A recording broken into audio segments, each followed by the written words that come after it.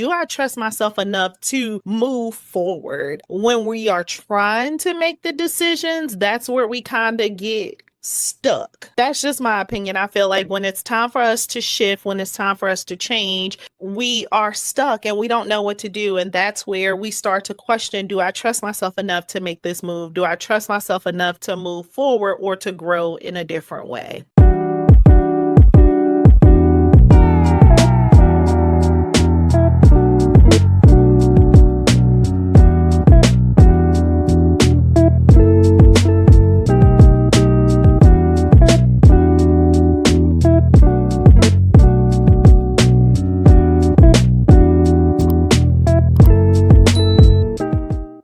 Hi, everyone. Welcome back to Trust in Her Journey. Hey y'all, welcome.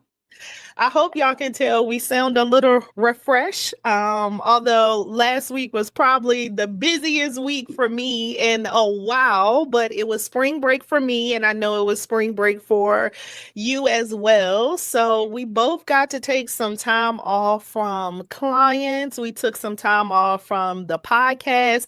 And I will definitely say this time around, I did not feel as much guilt as I would have felt in the past. And that just feels good to me.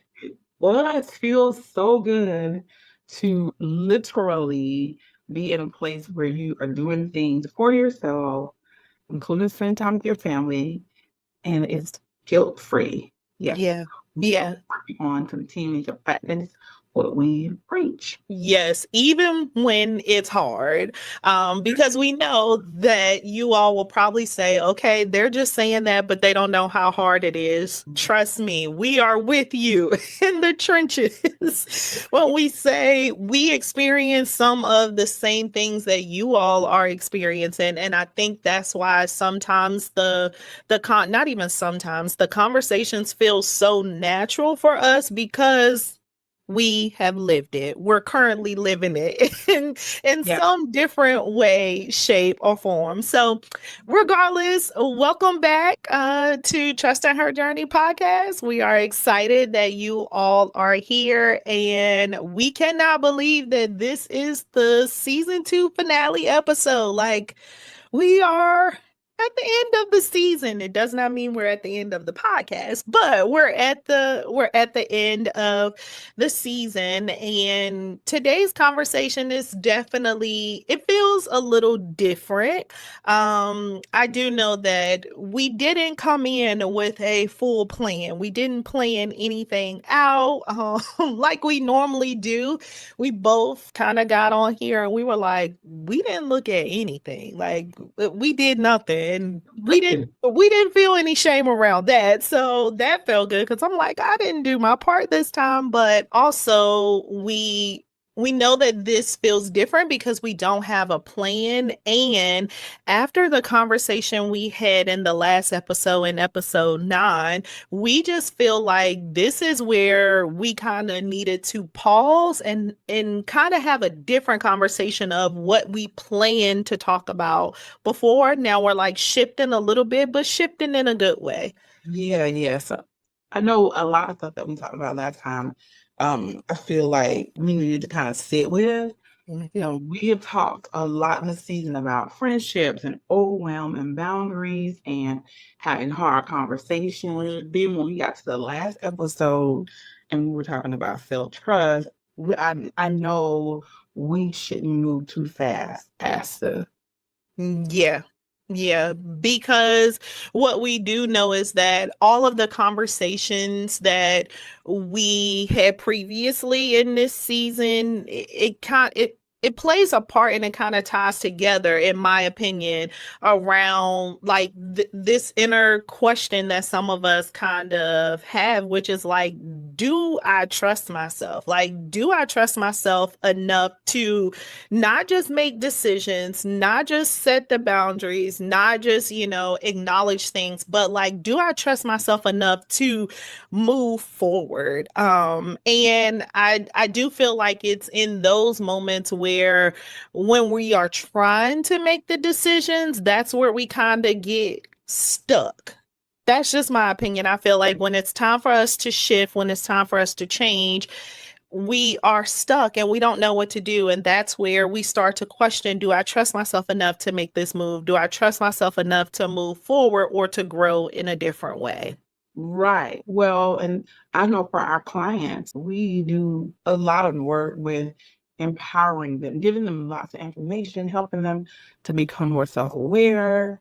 So a lot of our clients, and the women we know too personally, like they know when something is not working, something doesn't feel right, doesn't feel good. But then it's kind of like, well, then now what? I have all this knowing, and I jokingly say sometimes too, like sometimes I feel like we know too much. Too much. Now that you know, you can't ignore. Yeah. I mean, this awareness is really good to have, but it doesn't automatically tell you what to do next. It's still that social sufficient, which is the fuck you were referring to, right? Yeah, yeah. And then I think that's where the second question kind of comes up, where it's like, do I trust myself enough to do something different?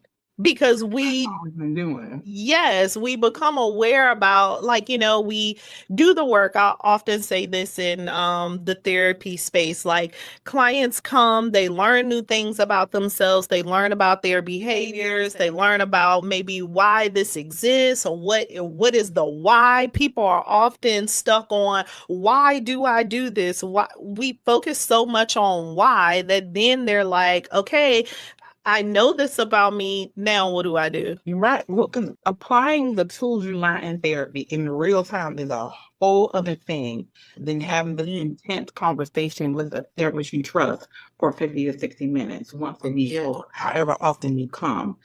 Doing the work in real time is not as easy as maybe we even make it seem. Nope. And we have a knowing as clinicians, like it's not going to be easy. And I even offer some support to some of my clients between sessions, like if I see a podcast that might be helpful or text and reflection questions and things like that. And so even still, when they are facing a difficult decision, or just facing having to do something different. Mm-hmm. Maybe it's just not easy. Yeah, you know better. Yeah. Why do you Go ahead. I was going to say, why do you think it is so hard to maybe choose something different when you know better? Like so let's just say it, for instance, when you're in your 60-minute session, and it doesn't have to be the therapy space. Some people can reflect on their own during their meditation, during journaling. So this is not just for someone who's in therapy. This is for whatever ways you kind of lean into your own personal development, self-help, all of the things. So why do you feel like, okay, I'm aware of these things, but I don't know how to choose anything else? Why do you think that's so hard? Well, because one of the main reasons is because what's happening in your brain, in your body, is familiar. Because if it's not healthy, this is the way I've been doing things for so long. Yeah. It's predictable, and that predictability helps us to feel safe. You may hear a lot of your clients talking about, they may not use the word safe, but they may say, well, I need to be in control. I need to feel in control. I need to know that this is how how something is going to turn out. Yeah. I need to be able to control what the outcome is going to be. And so we know that that's them trying to establish a sense of safety within their being, within their body, within their mind, their spirit. And it's a scary thing when someone presents a new way of doing things to you, and the results are, you don't know. We can't guarantee, we dare not guarantee results. Yeah. Yeah, don't. So when you start to do something different, like speak up, because my therapist said, if I advocate for myself, then I can maybe kind of weed out some of these not so good relationships, or maybe I will be able to be more confident and get the promotion I'm applying for. If I set a boundary, then maybe I won't be as exhausted, but maybe my family don't be mad at me because I have set a boundary of walking away or saying no. All of those things are new and different. Your brain and your body are not used to that. And so we're kind of asking you to risk being unsafe, Mm-hmm. being out of control. Yeah, okay with not knowing what is going to happen. And Yeah. I like that. Yes. Yeah. Yeah, our bodies definitely don't like that when it's not familiar, like you said, with this type of response. It does not mean that it can't reconnect or learn something different. It's just for now, it doesn't feel as safe. So when we say your body may not like that, a lot of people are like, so what do you mean by the body? You may notice that you're sweating. You may notice that your heart is beating fast. You may notice that there's a sense of anxiety that's existing within you. You may notice that it's hard for you to settle your legs. Your legs feel restless, like you're shaking your legs. You just feel disconnected from yourself. And rightfully so, because you're doing something for the first time and it's not something that you're familiar with. It does not mean that your body is telling you, run, shut down, don't do it. It's just like, hey, this is something new for us. We haven't done this before. But the more that you practice it, the more that you show up and speaking up for yourself, setting the boundary, you are then showing your body, hey, we're actually safe. We can actually do this. And something that I often share when my clients are doing this for the first time and they're like, I don't know, I'm going to be filled with so much anxiety. This is not it. I don't want to do this. I'm like, okay, well, let's talk about how can you take care of your body right after you do said action. What things can you do to show your body, couple it with this is uncomfortable for me and this feels comfortable for me so that we can connect the dots and say, you know what, this is actually not as bad as I am, making this out to be. This is actually something that I can do. And my body can withstand this even for a short period of time. Right. So what Felicia is describing is neuroplasticity. That's a clinical term we use, right? So simply put, our brain learns from what you repeat. Mm-hmm. So whatever you do over and over and over again, your brain starts to treat that as normal. Mm-hmm. But whatever you do over and over and over again, Yeah. even if it's not healthy. Yeah. So if you spent a long time being quiet, ignoring what you feel, right, overriding what you know is real and true, going along just to get along, even when you Mm-hmm. ignore the knot in your stomach or the lump in your throat, your brain learns, okay, what is how we handle things? Yeah. This is how we handle things. But because your brain is always trying to be efficient, it creates new patterns. Yeah. You don't have to think about it every single time. Mm-hmm. It created a new pattern or a new neural pathway to do the thing that you know you shouldn't be doing, right? So it becomes automatic, simply put. Mm-hmm. So now what we want to help all of our listeners to see is our brains can learn something new. Our brains can learn something different. And there's hope in that. For me, that gives me hope. It's part of why we do what we do every single day. Yeah. Work. So every time you pause, every time you notice what you feel, every time you choose something different, even if it's small, you're teaching your brain a new way. Yeah. And you're also teacher, and I love that you speak on the brain, and I'm very much body based too in and brain, and I feel like that as well can be the thought process that you have when you think about your body too. The more that you do things differently, that actually disrupts the feelings or disrupts the behavior of like ignoring your own thoughts, ignoring your own symptoms, ignoring your own discomfort, you are then showing your body, like, hey, this is what it feels when our nervous system is regulated. When we are setting boundaries and we're not running on empty, and when we're not showing up for everyone else, but we actually have time to pour into ourselves. This is what my body feels like when I'm taking a moment of stillness, when I'm actually pouring into myself. Oh, I noticed that I don't feel as anxious. I noticed that I'm okay with being still. So,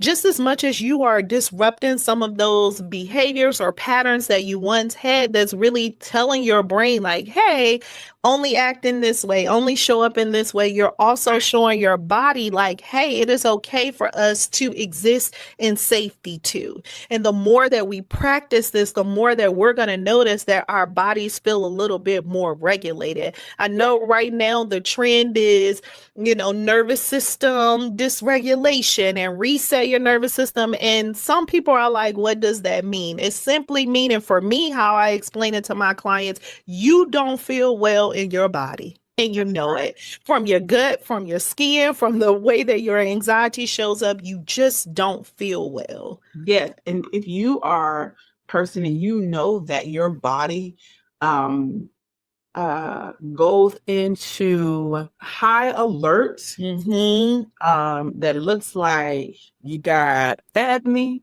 your skin is dry, you have lesions or cysts, because that's, what some people struggle with, because you are stressed, not because it's hot outside. Not because the medication, because that's too, but no, legit, because you are stressed out. You can create a new pattern.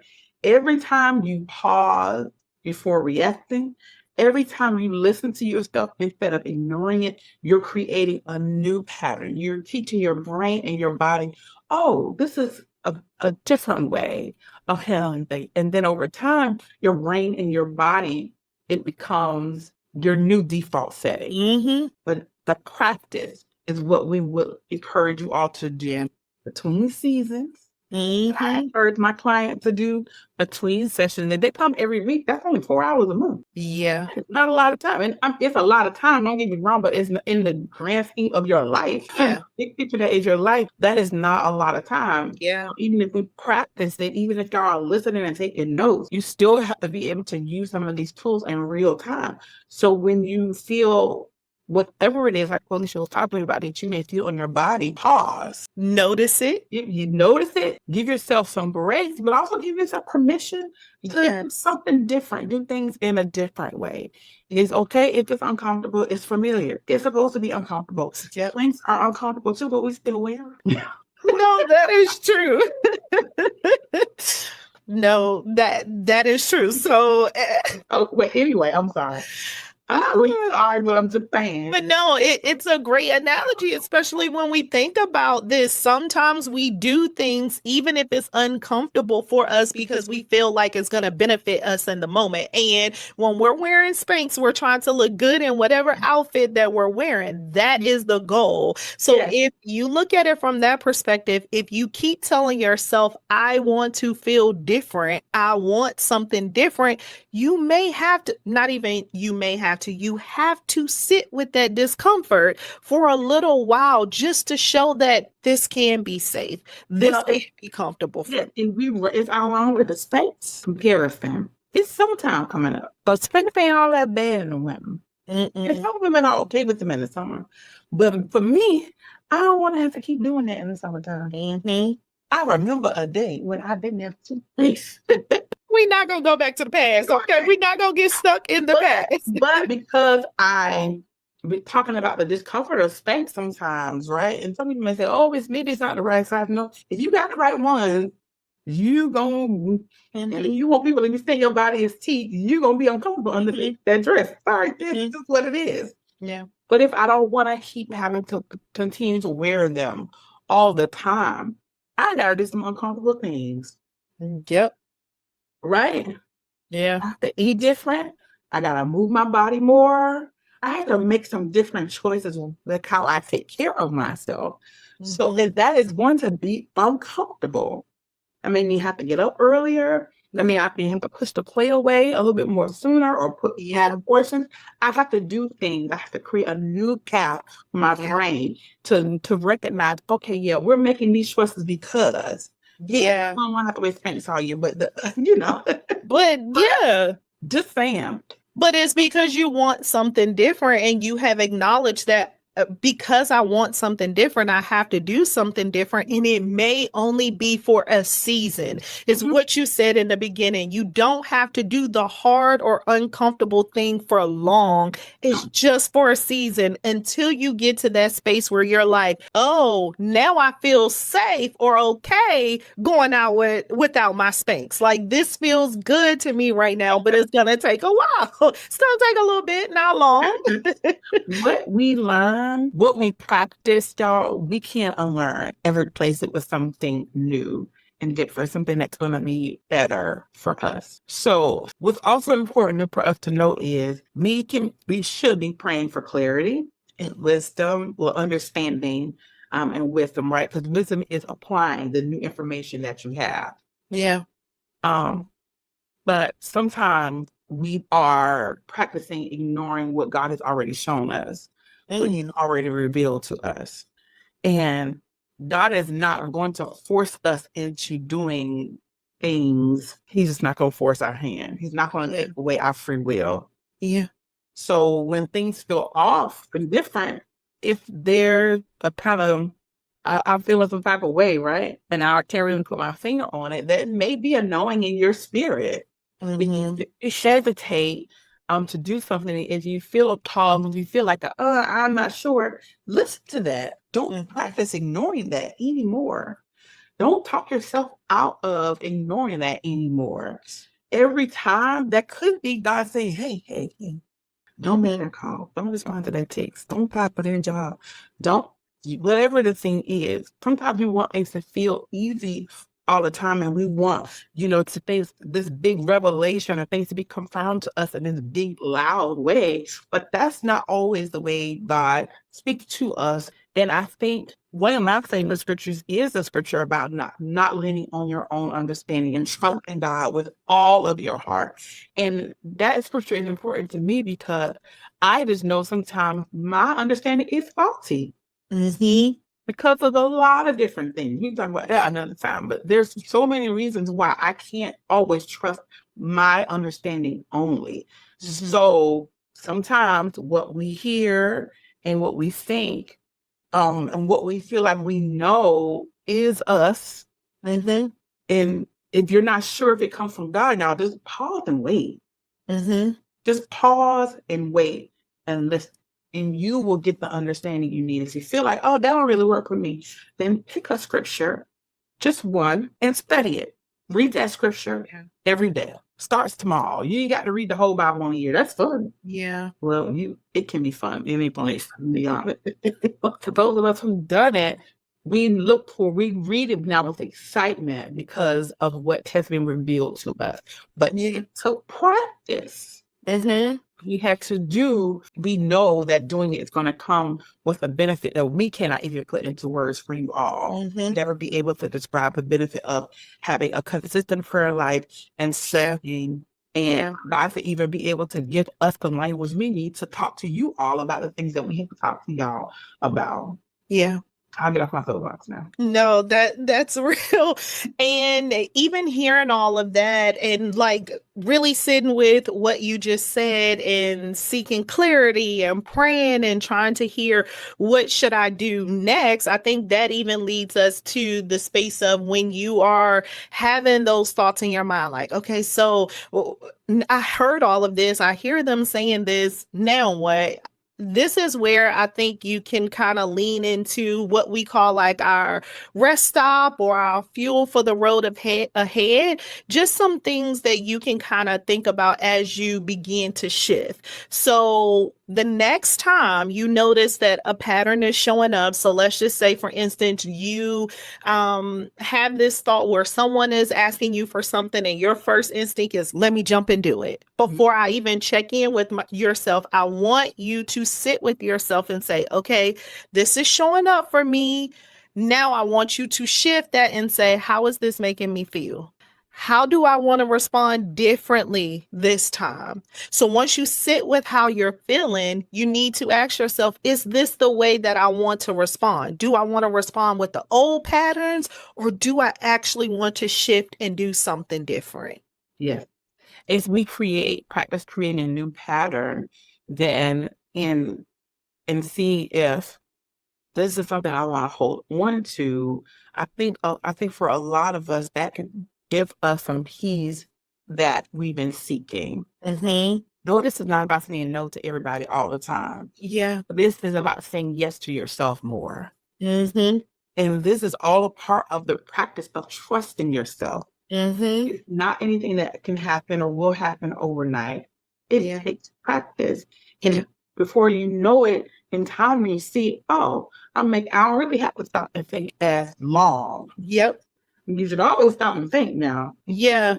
But I Oh, may not need a 30, 40-minute thinking session. It may just come naturally for you to, and that comes with self-trust yes. because you're trusting yourself a little bit more to make the decisions that feel right for you. I'm not saying you're ignoring others, but you're doing what feels right and what aligns with what you want. Right. So the next time the thing happens, your new default will be, let me pause and think. Yep. And then you'll make a decision that feels like it's the right thing for you to do. Yes. We are so grateful for this season for so many reasons. And I'm grateful for being able to have these conversations with you, Felicia. I joked with you the other day and I was like, so we ready to record our therapist episode? But it's so real because I feel like we have a full-on therapy session before we hit record, and then it feels like we're going into the second half. So the first 30 minutes we have in our therapy session, the second half we're processing it with you all. Right, because talking about just life, right?